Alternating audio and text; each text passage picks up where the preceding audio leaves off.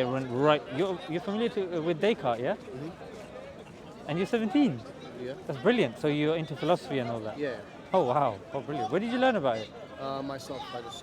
Oh wow. Okay. Who's your? I think she's getting excited about this conversation as well. What would you say? Okay. So which philosopher are you really interested in? Nietzsche. Nietzsche. Nietzsche, yeah. Okay. Who else? Well, I believe that nihilism is he doesn't believe that nihilism is a good thing, but I believe in nihilism. I subscribe to it. I'm not a nihilist myself. You're not? No, but I believe that some aspects of it can be applied to my life. Okay. All right. Brilliant. Do you know about Nietzsche and how he kind of got into that kind of frame of thinking and how he was just upset and angry with life and stuff like that? No. Okay. No problem. Maybe we can discuss that later on. So coming back to the syllogism, yeah? So you said number one, so premise number one, there is existence. Mm-hmm. Yeah? You see existence around you and you exist. Yeah? That's number one.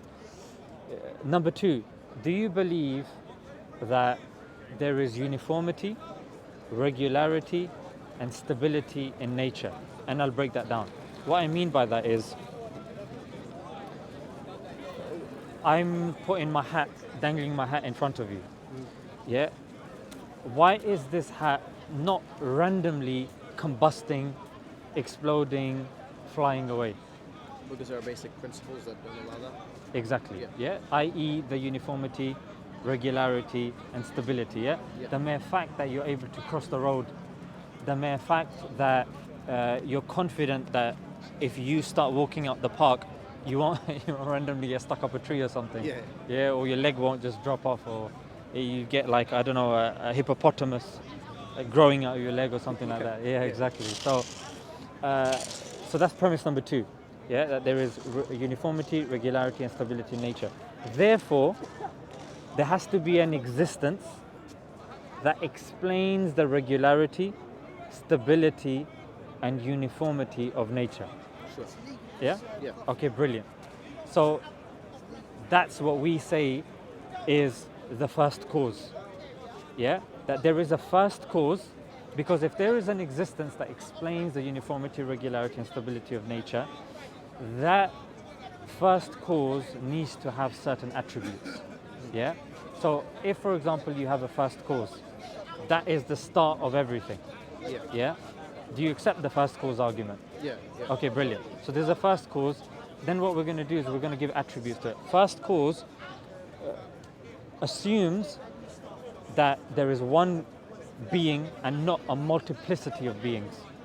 Yeah? Because it goes down to one, a first cause, isn't it? So I guess what I'm trying to say, Nick, is by definition, first cause implies that they are not first causes. It's a first cause, singular. Yeah? Okay. That's what I'm saying. So I guess the distinction I'm making here is that of monotheism and polytheism. People that believe that there's like loads of gods, and people that believe that there's only one God. Yeah. So what I'm saying is that this first cause that you're okay with, yeah? Yeah. That this first cause is alone, doesn't rely on anything and anyone, because it's the first cause, isn't it? Yeah. So first by definition means no one else is there, isn't it? Yeah. So it's by itself, it's self-sufficient, relies on itself, and then what comes afterwards relies on the first cause. Yeah? Because everything is now being produced from the first cause. So that first cause needs to have certain qualities.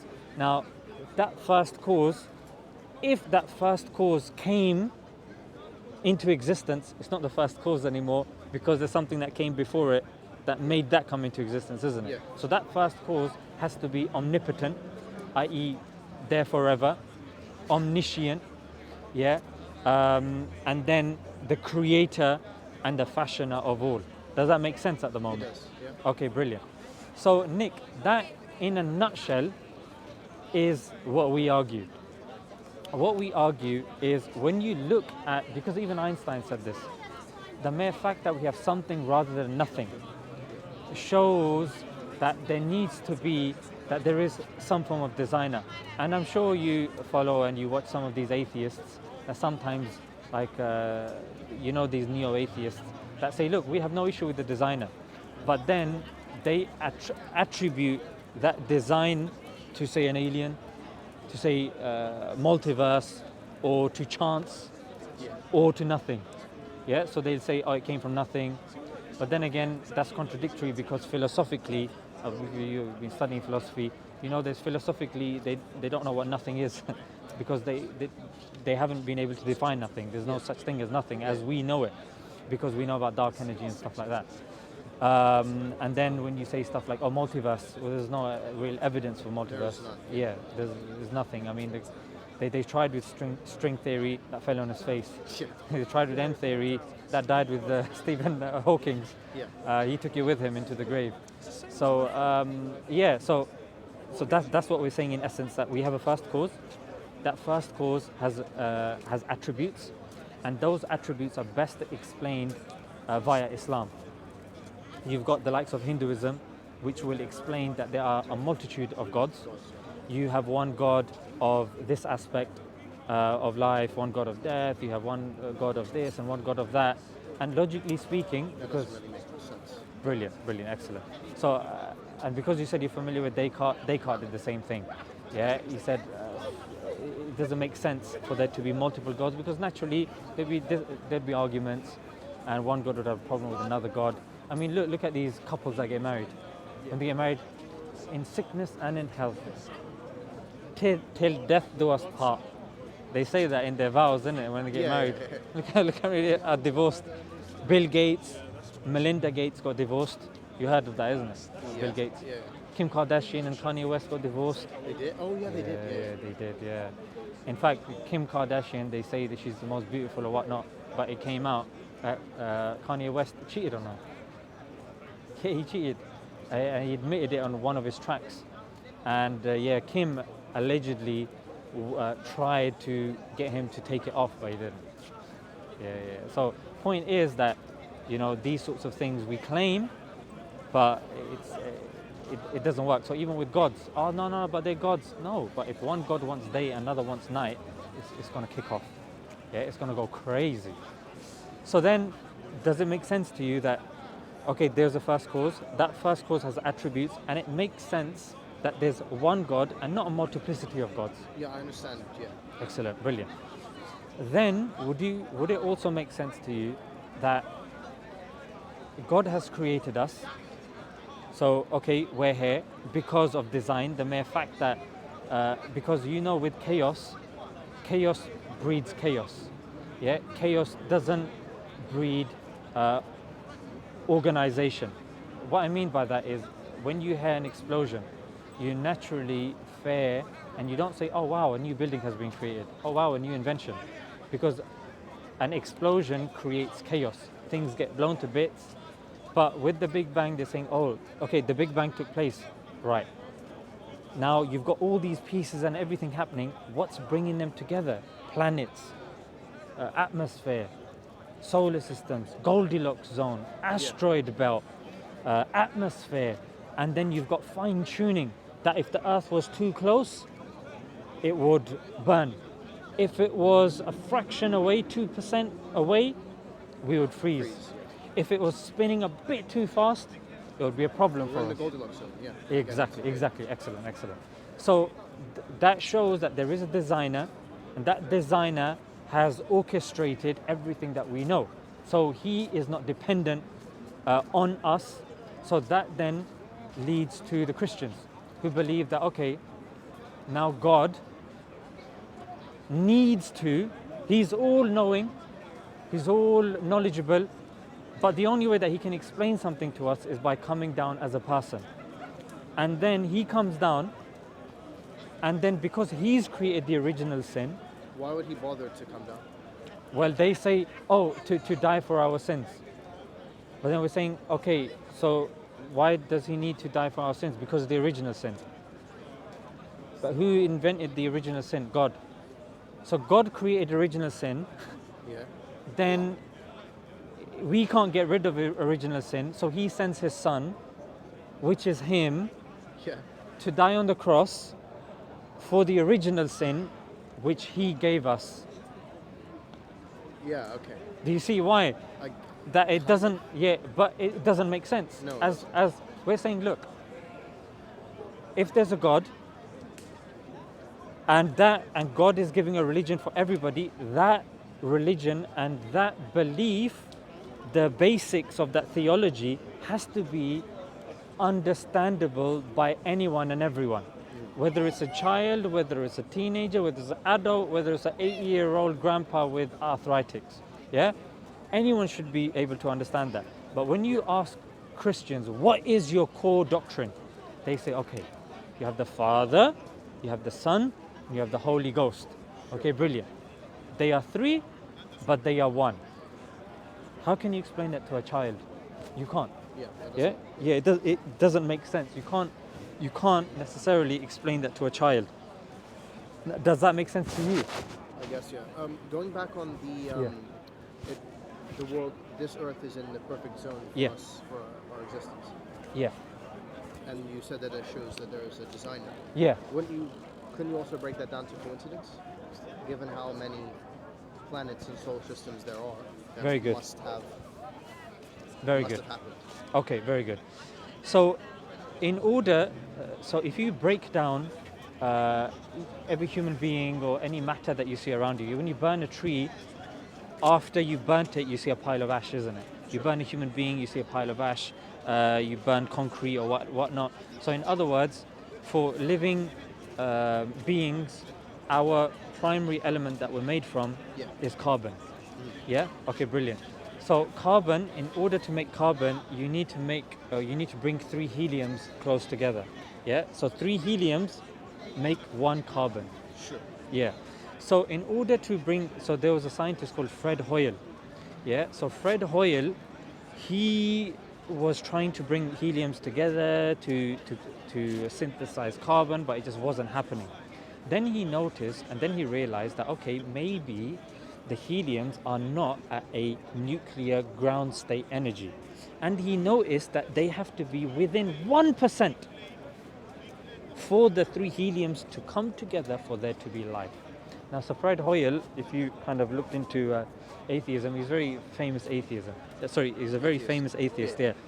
He said that there wasn't anything that shook my atheism as much as this. Yeah, because he's saying it's so specific. Yeah, it's so kind of narrow. That's within 1%. 2% we've already discussed. That's the Goldilocks zone. Sure. And then we can carry on going up. In fact, you know, dark energy, which is pushing our universe outwards. Yeah. That has been fine-tuned to 1/10 to the power 120. That's how specific it is. Yeah, and that's written it's in John Lennox's book. He's a university. He used to be a professor of mathematics in the University of Oxford. It's called The God's Undertaker. You can check that book in your own time if you want. Sure. There's a chapter where he talks about fine-tuning, and he talks about the fine-tuning. So that's 10 to the power 1/10 to the power 120.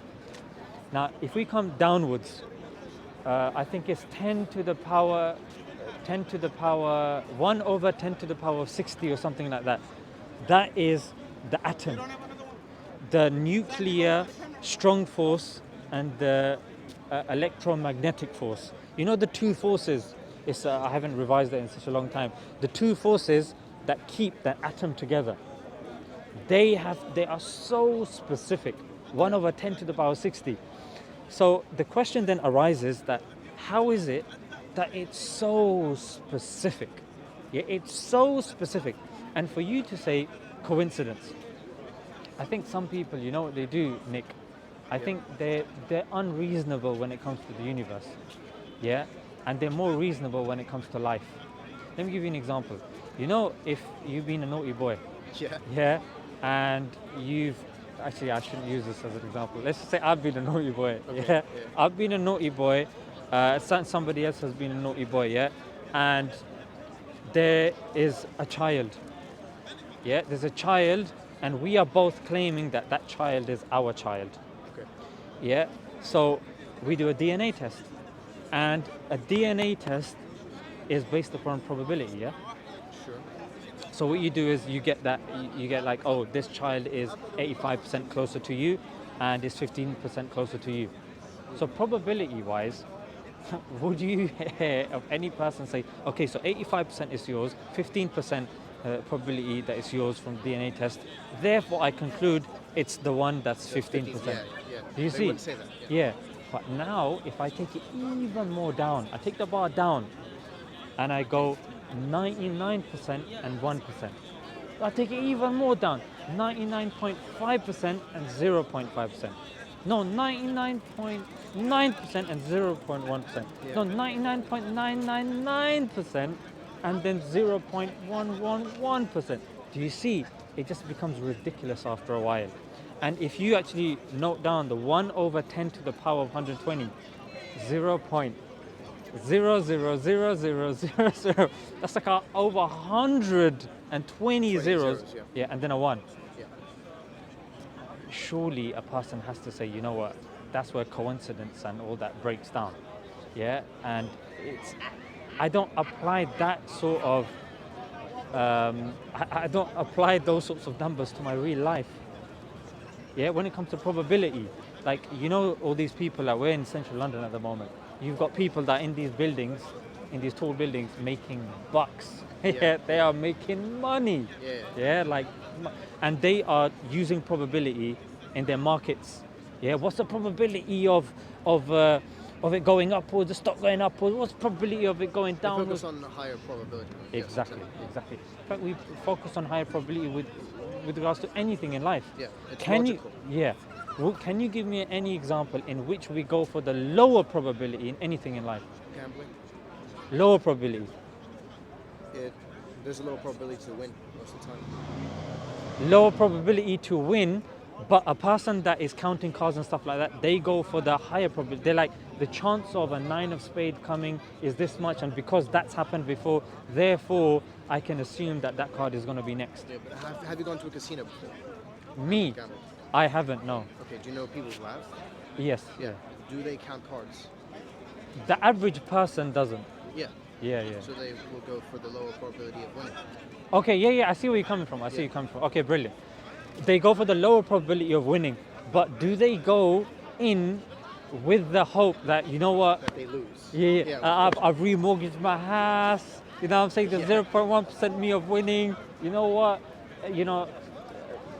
Naff off to my boss, give him the middle finger, and then, it wasn't the middle finger, but it's just the cameras, it's this finger, and then obviously you don't, isn't it? Yeah. You go just to have fun, and you're like, because there's a small chance of me winning, then khalas, that's what people do, the lottery, isn't it?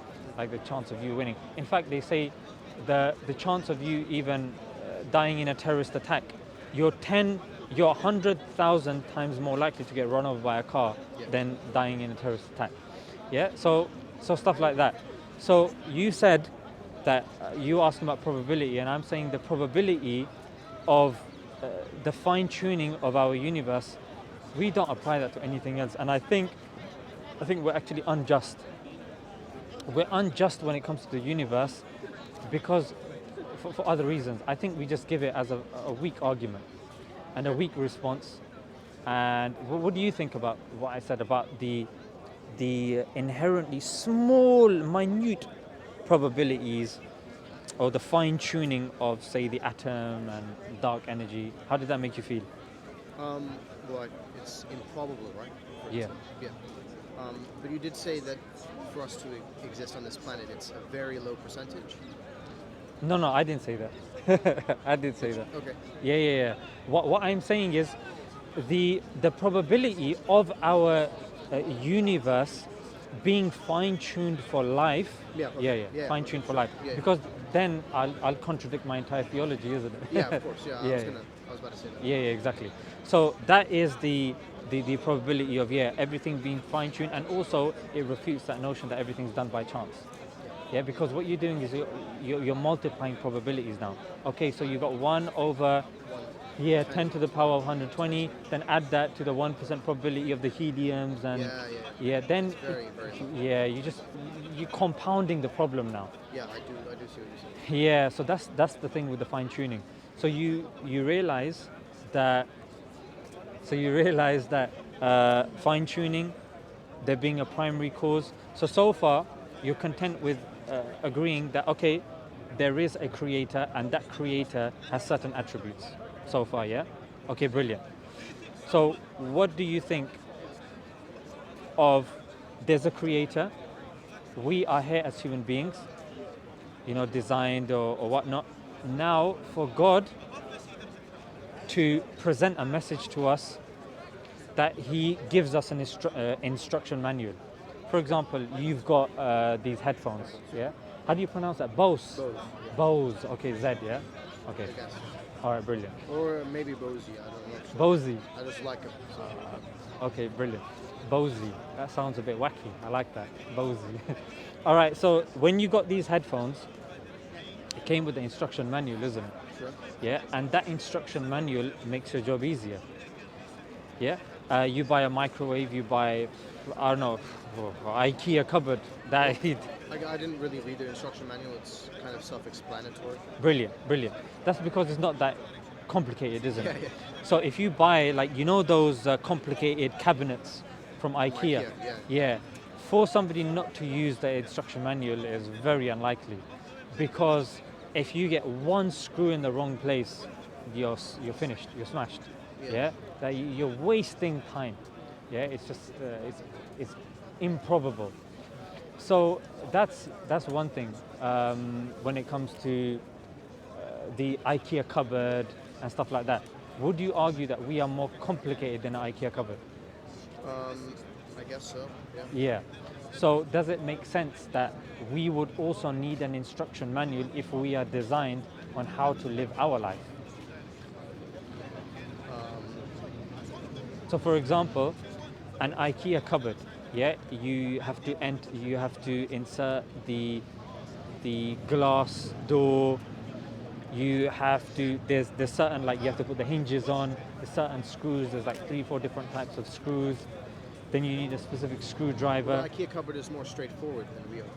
Yeah, Because exactly. it has a certain goal that needs to get to that we don't really. And we go up towards whichever goal we are going towards subjectively. Yeah, we can come back to that. But this point that we are complicated, and in fact we are more complicated than some of the objects that we buy from the shop. Yeah? So if the more complicated something is, you need an instruction manual, isn't it? Yeah. Okay. Even if you're a particle physicist and you're using like I don't know, a new was it electron microscope and stuff like that? Or something. Yeah, exactly. CERN in Switzerland and stuff like that. The more complicated it becomes, the more likelihood of it needing an instruction manual. Yeah. So as human beings, would you say that we logically it makes sense for us to also have an instruction manual? The more complicated it becomes, the less like you need an instruction, because it's so complicated that you just have to press yes or no or one button. It's not necessarily a logical argument. You've contradicted yourself. You've said the more complicated it is. It means more complicated to use or to go about. Yeah. Well, no. The more complicated, the more sophisticated a thing is, it may not require. You've simplified it to an on and off button. I gave an example. Yeah. So that doesn't mean that it's complicated now, because it's just got an on and off button, and there's no other knobs and because it's options. so sophisticated in itself that all it needs to do is on or off. Can you give me an example of something like that? Well, there isn't anything but some sort of cyborg or computer or even your vacuum. I can't give an exact example. I'm just saying on a principle. It doesn't necessarily equate, whereas an IKEA thing is less sophisticated, so needs an instruction manual. I would say you've contradicted your principle, because if something, the more complicated something is, for example, a jumbo jet. Yeah, I've actually sat inside the cockpit. There are just so many knobs and so many things there, and that's extreme. Would you agree that that's complicated? Yeah. What I'm saying is, so that if I just finish that point, yeah. So for me to then say, okay, this is really complicated. Sorry, what's your name? John. So I say, John said the more complicated something is, in principle, there's an on and off button. Let me just look for that. I didn't say that. I said that there's a transition of complexity where you need more and more kind of training but planes in the future could be even more sophisticated that you basically could fly without instruction. So I'm just saying that like cars. I think like I understand what cars- you're saying. Like cars, Yeah. you need to learn how to drive a car, but in the future, you can just say to the car where to go. Yeah, maybe we can continue this discussion. I mean, with the IKEA We're thing- we're just gonna continue. Yeah, with the IKEA thing, so in IKEA you receive it not put together. That's why you need the instruction manual. Yes, yes. But if you receive it put together, then you don't need an instruction manual. Okay, brilliant. So how is it any more complicated? Okay, excellent. Okay, excellent. That was like a loose analogy. Let me give an analogy that fits more with what you're saying. Yeah. So you follow like news of Elon Musk and Tesla and all and stuff like bit, that. yeah. Okay. Are you aware that he was going to, like in a year or two, there's going to be a machine, like a